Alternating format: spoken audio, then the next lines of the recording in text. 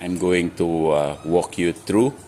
The next one is when you are going to press this unlock button for a couple of seconds, the window on the driver's side and on the passenger side will open. So I will show you to ventilate the car or to have some air inside. Before you get inside, you just need to press this long press to open the window. See, the window is opening itself without starting the car or without manually opening the window. So that's the tip that I can give to you. Well, so that every time I will upload a new video, you will be notified.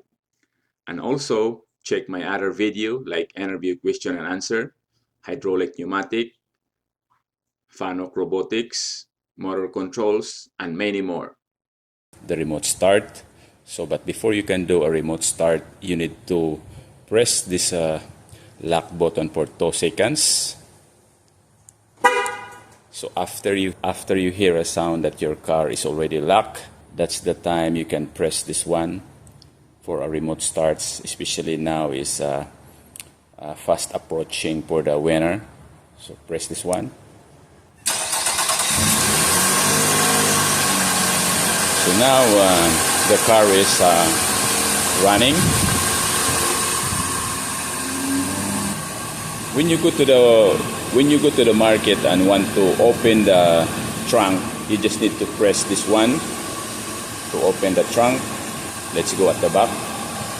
Now I'm going to press the trunk to open.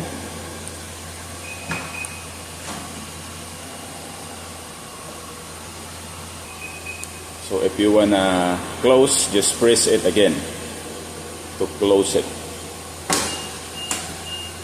The next thing is the panic alarm. Somebody is breaking your glass or you feel that you are not safe in a car, so you are going to press this one.